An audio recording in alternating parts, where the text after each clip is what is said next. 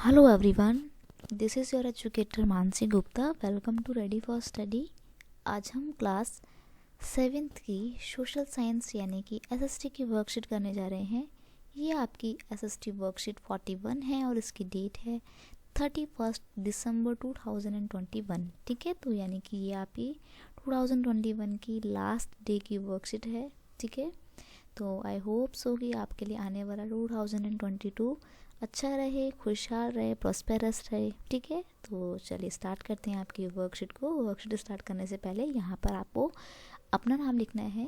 यहाँ पर आपको अपने टीचर का नाम लिखना है जो आपको एसएसटी पढ़ाते हैं. देन आपको आपकी वर्कशीट स्टार्ट करनी है. अभी आपको पता है हम क्या कर रहे हैं, आपकी जो ज्योग्राफी की बुक है उसका चैप्टर पढ़ रहे हैं, human environment interaction the tropical and sub tropical region. ठीक है, तो dear student, as we know that rainfall is an important factor in the growth of the flora and of any place in the region where due to excessive rainfall dense forest grow. आपको पता है कि कहीं किसी भी जगह में अगर आपको फ्लोरा एंड फोना उगानी है यानी कि वन एवं वन्य वनस्पतियाँ जो हैं उनकी ग्रोथ के लिए रेनफॉल जो है यानी कि बारिश का पानी बहुत इंपॉर्टेंट होता है. तो जहाँ पर बहुत ज़्यादा रेनफॉल होता है वहाँ के जंगल थोड़े ज़्यादा घने होते हैं. ठीक है, they are called as rain forest. और जहाँ पे बारिश ज़्यादा होती है वहाँ के घने तो जंगल होते ही हैं, साथ ही साथ उन्हें रेन फॉरेस्ट का नाम भी दिया जाता है.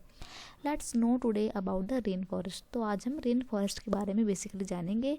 तो वर्ल्ड में रेन फॉरेस्ट का सबसे अच्छा एग्जाम्पल आपका ब्राज़ील का अमेज़ॉन फॉरेस्ट है. ठीक है, ये अमेज़ॉन वो वाला अमेज़ॉन नहीं है जहाँ से आप सामान मंगवाते हैं, नहीं, ये फॉरेस्ट का नाम है अमेज़ॉन. ठीक है, तो ये आपका साउथ अमेरिका में पड़ता है. ब्राज़ील के आसपास का पूरा पोर्शन का ब्राज़ील का काफ़ी सारा एरिया जो है वो इस जंगल पूरा ढकता है. ठीक है, ये जो आपका फॉरेस्ट है, ठीक है, आपका जो अमेज़न फॉरेस्ट है ये पूरे वर्ल्ड का 20% ऑक्सीजन को जो है प्रोड्यूस करता है. ठीक है, और क्योंकि ये सबसे ज़्यादा ऑक्सीजन प्रोड्यूस करता है इसीलिए इसको लंग्स ऑफ द वर्ल्ड भी बोला जाता है. ठीक है, अभी रिसेंट में यहाँ पे आग लग गई थी, काफ़ी सारे जानवर इसमें मारे गए थे.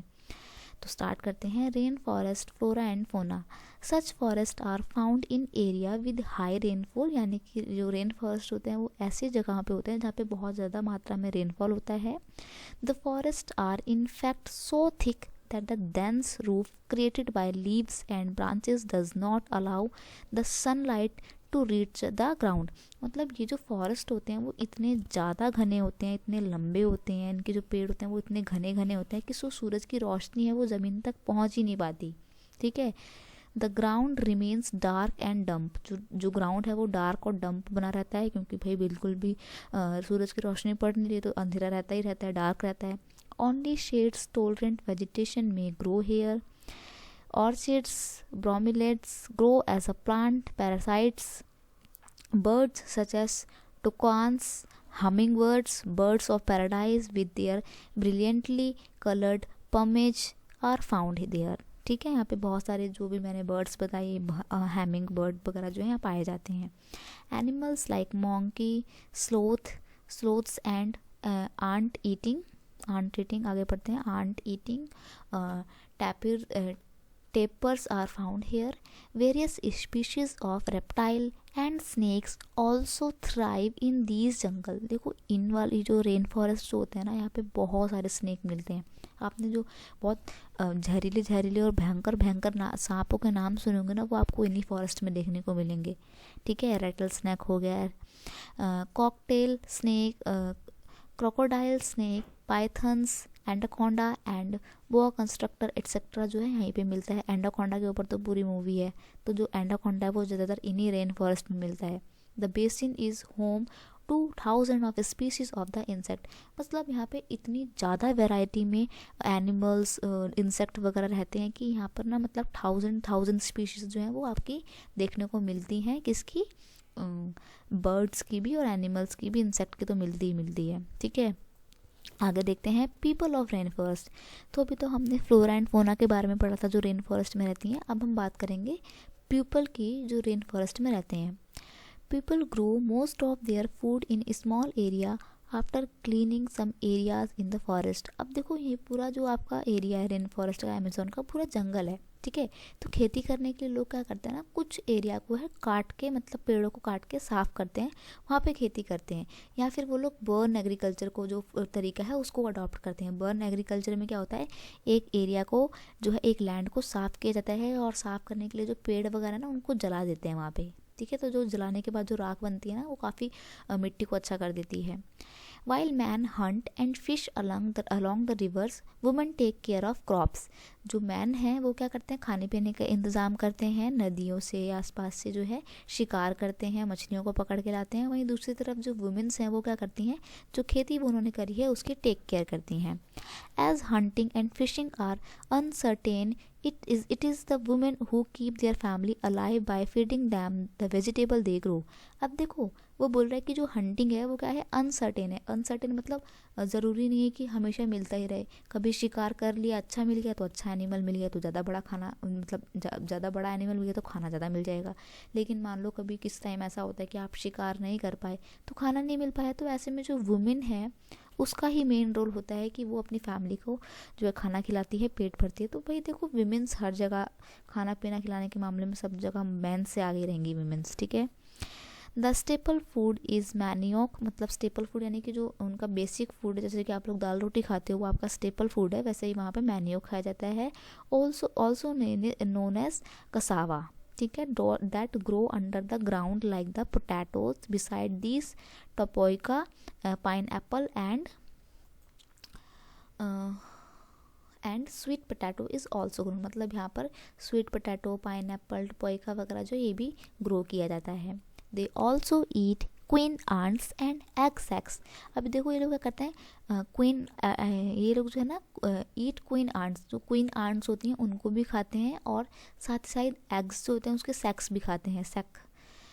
Cash crop like coffee, maize and coca are also grown here. यहाँ पे जो है कॉफ़ी, मक्का, कोको कोला जो है, ये सब कुछ जो है, कोको कोला नहीं कोका वगैरह जो है इन सबको भी ग्रो किया जाता है, इनकी खेती की जाती है। The rain forest provide lot of wood for the houses. Some families live in दैट्ड हाउस शेप लाइक बिहाइव्स। कहीं कुछ लोग जो हैं कुछ ऐसे घरों में रहते हैं जो बिहाइव्स मतलब छत्तों की तरह, मधुमक्खी के छत्तों की तरह दिखते हैं। There are another large apartment like house called maloca. यहाँ के जो घर हैं जो बड़े बड़े अपार्टमेंट टाइप के होते हैं उनको मालोका कहा जाता है, जिसमें एक स्लैंटिंग रूफ होती है। स्लैंटिंग रूफ मतलब वो जो ऐसी झोपड़ी टाइप की ऐसी झोपड़ी टाइप की जो आपकी छत होती है उसको बोलते हैं स्लैंटिंग रूफ। वो इसलिए होती है क्योंकि बारिश का पानी इकट्ठा ना हो जाए घर के ऊपर, ठीक है, इसलिए टेढ़ी होती है ताकि पानी जब भी गिरे तो वो नीचे आ जाए सड़क के।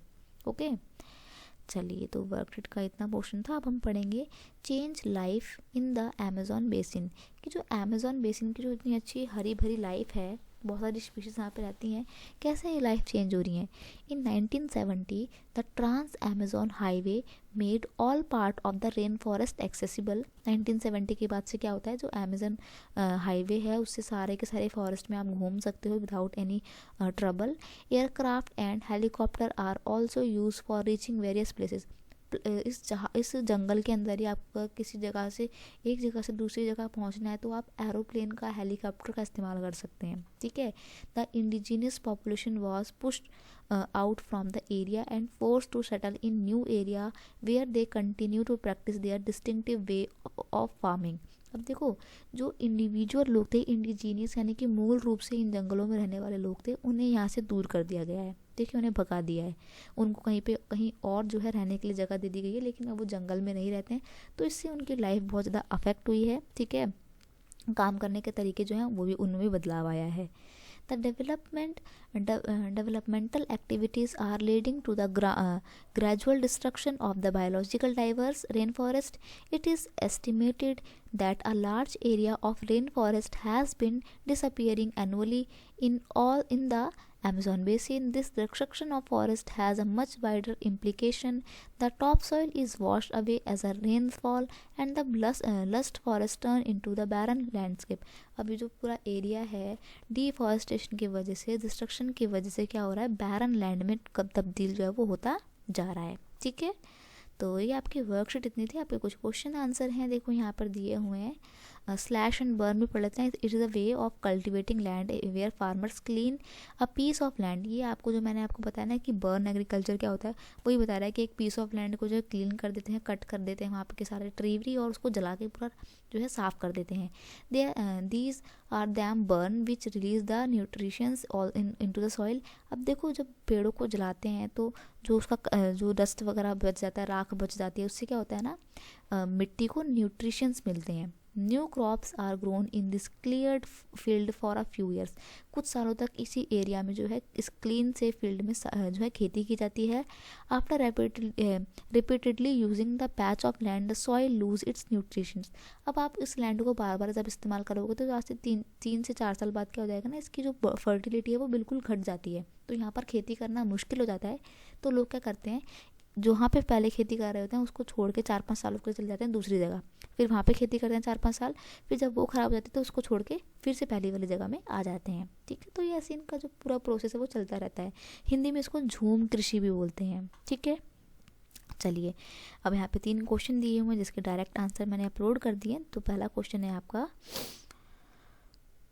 Which crop do the people of the Amazon basin grow. तो अमेजोन बेसिन के जो लोग हैं वो कौन कौन सी क्रॉप जो है उनको प्रोड्यूस करते हैं. तो देखो, they produce the tapioca, pineapple, sweet potato, और कैश क्रॉप में वो लोग कॉफ़ी को, मेज़ मतलब मक्का, और कोका को जो है ग्रोन करते हैं. ठीक है, ग्रो करते हैं.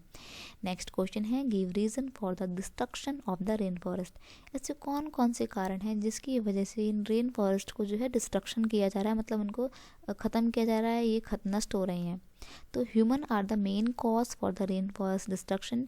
इंसान ही सबसे बड़ा कारण है इन जंगलों के कटाव का, जंगलों के ख़राब होने का. We are cutting down the rain forest for many reason. हम बहुत सारे कारणों की वजह से जंगलों की सफाई कर रहे हैं, जैसे कि wood for both timber and making fires. लकड़ियों को जलाने के लिए और घर वगैरह बनाने के लिए टिम्बर की ज़रूरत होती है, तो उसके लिए हम जंगलों के पेड़ों को काट देते हैं.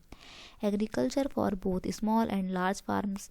अब देखो जब खेती करने के लिए लैंड चाहिए तो लैंड तो होगा नहीं, तो क्या करेंगे, जंगलों को काट काट के साफ़ करेंगे. इससे क्या हो रहा है, डिफॉरेस्टेशन को बहुत बढ़ावा मिल रहा है, जो कि बहुत गलत है. Land for poor farmers who don't have anywhere else to live. जो गरीब लोग हैं जिनके पास खेती करने के लिए कोई जगह नहीं है, वो जंगलों की ओर बढ़ते हैं और उसको साफ़ करके वहीं पे खेती करना शुरू कर देते हैं. Grazing land for the cattle. जंगलों में जो है क्या करते हैं, जानवरों को छोड़ दिया जाता है ग्रेजिंग के लिए, मतलब घास चरने के लिए, तो वो मिट्टी को ख़राब कर देते हैं आसपास का, मतलब फॉरेस्ट के लिए वो सही नहीं है. Pulp for making paper. पेड़ को काटा जाता है ताकि प्लांट का यानी कि ट्री का जो है पल्प निकाला जा सके, उस पल्प से फिर हम पेपर बनाते हैं. Road construction and the extraction of minerals and energy. Mines वगैरह जो होती हैं, मिनरल्स वगैरह जो ज़मीन के अंदर से खोद कर निकाले जाते हैं, उससे क्या होता है, उस दौरान काफ़ी सारे पेड़ जो हैं उनको काट दिया जाता है. ठीक है, नेक्स्ट क्वेश्चन है, justify the statement Amazon basin is specially rich in the diversity of फोना. जो आपका अमेजोन फॉरेस्ट जो है वो फोना के क्षेत्र में, मतलब काफ़ी ज़्यादा वहाँ पे फोना जो है, फोना की अलग अलग वैरायटी मिलती है. ठीक है, तो देखते हैं. The rain forest of the Amazon basin is very rich in फोना.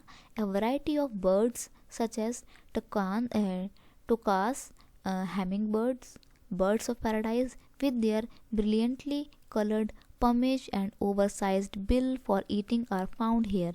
यानी कि बहुत तरह तरीके के पक्षी मिलते हैं जिनको फोना बोलते हैं, वन्य जानवर. These birds also make loud sound in the forest. ये जो आपको बर्ड्स बताए मैंने ऊपर, ये बहुत तेज तेज साउंड निकालते हैं फॉरेस्ट में.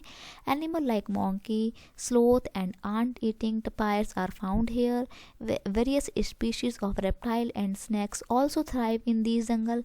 यानी कि अलग अलग एनिमल्स पाए जाते हैं, अलग अलग रेप्टाइल की स्पीशीज़ मिलती हैं, बहुत तरीके के. यहाँ पे आपको स्नैक्स मिल जाएंगे. स्नैक मतलब सांप. A number of crocodile, snake and pythons are also found here. Anaconda and boa constrictor are some of the species of snake. यानी कि ये सब है अलग अलग सांपों की स्पीशीज़ हैं. The basin is also the home of thousands of species of insect. साथ ही साथ यहाँ पे एनिमल्स और बर्ड्स के अलावा इंसेक्ट भी बहुत सारे रहते हैं, अलग अलग कैटेगरी के, अलग अलग टाइप के, अलग अलग स्पीशीज़ के। Several species of fishes including the flesh eating पिराना fish is also found in the river. और यहाँ पर यहाँ की जो नदी है अमेज़न रिवर जो है, जो कि वर्ल्ड की सबसे चौड़ी नदी है, लंबी नहीं, सबसे चौड़ी नदी जो है वो आपकी अमेज़न रिवर है। यहाँ पर बहुत तरीके की फ़िश देखने को मिलती हैं। ठीक है, तो ये जो पूरा फॉरेस्ट है, पूरा एरिया जो है अमेज़न बेसिन का, बहुत डाइवर्स है। यहाँ पे बहुत तरीके के एनिमल्स, बर्ड्स, इंसेक्ट वगैरह देखने को मिलते हैं। ठीक है, तो ये बेटा आपकी वर्कशीट इतनी थी। आई होप आपको ये वीडियो अच्छा लगा होगा। अगर आपको ये वीडियो अच्छा लगता है तो उसे अपने दोस्तों के साथ और क्लास ग्रुप में शेयर कीजिए, वीडियो को लाइक कीजिए और कमेंट करके बताना कि वीडियो कैसा लगा। और अगर आप इस चैनल पर नए हो तो सब्सक्राइब करना मत भूलना। ठीक है, मिलते हैं नेक्स्ट वीडियो में। नेक्स्ट ईयर मिलेंगे अब हम। ठीक है, 2021 को बाय बाय कर दो, अब हम नेक्स्ट ईयर मिलेंगे। तो आपके लिए आने वाला जो साल है अच्छा रहे। मैं आपको भी एडवांस में ही हैप्पी न्यू ईयर बोलती हूँ। ठीक है गाइस, चलिए bye bye, thank you so much.